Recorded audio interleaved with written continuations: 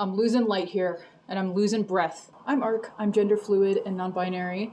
I do consider myself trans because I'm not cis. And something that I have experienced more recently is transphobia from other trans people in the trans community, especially on my blue sky, which sucks because I love blue sky, but it's become a bit of an unsafe space for me. But unfortunately, I've noticed this. And something I've learned recently is that not all trans people are safe for other trans people.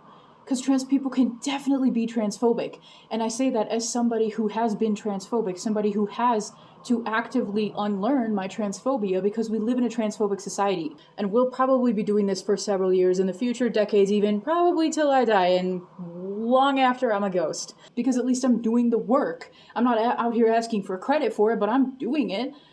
The issue is when you stop doing that work, you are going to cause harm to other people and to yourself. Our whole society across the globe has cis heteronormativity ingrained in it in some way, shape, or form.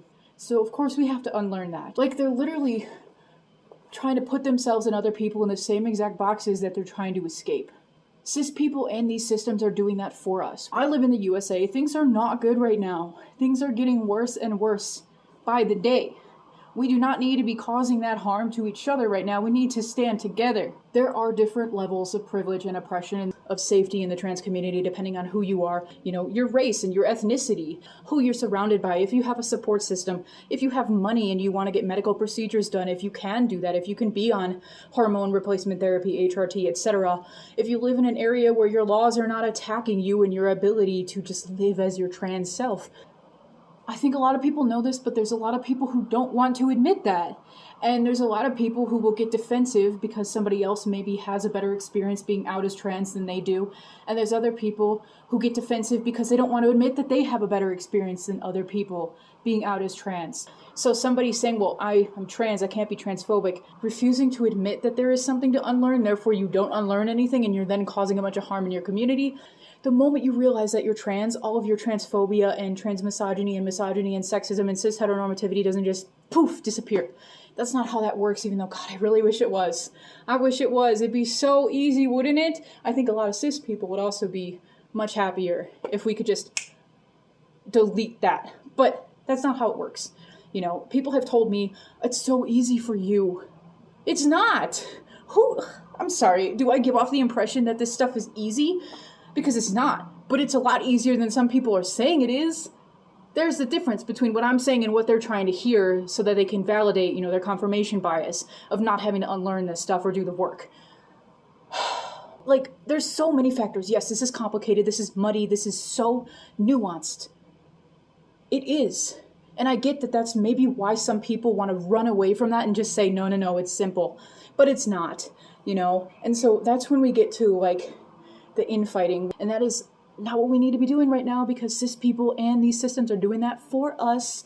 We don't need to be doing that to each other and to ourselves, because that is how we get people like me, for example, feeling unsafe in their own communities. Not to even brush lightly on the fact that disabled people are not safe in the queer community or the trans community pretty much at all for the most part, but this isn't about that, even though it's a huge factor of my life. Something I've seen recently that I'm really sick of is binary trans people telling non-binary trans people that they're not valid as trans. And on the flip side, non-binary trans people telling binary trans people that they're not valid as trans. We're all valid, okay? Oh, God, I'm so sick and tired of transphobia from trans people. We get so much of that from these systems. We do not need to be doing the work for them. That is how these systems work so well. We are literally fighting each other and ourselves. And then we have no energy to actually fight what we need to fight. Please know that your identity is valid and other people's identities are valid too, even if you don't understand them. And if you were to say, oh, well, I would dress like this if I were that identity, well, you're not that identity, so don't say it. It's as simple as that. We owe it to ourselves and to other trans people, and to other people, trans or not, to just be more welcoming. And that is really what queerness is about. Changing the way that you view the world, the gender, the way that you view sex, the way that you view transness and trans people, the way that you think about it, the way that you talk about it, the way that you approach these issues. And yes, that's a lot of work. But again, like I said, it's not as much as some people are saying as an excuse to get out of it.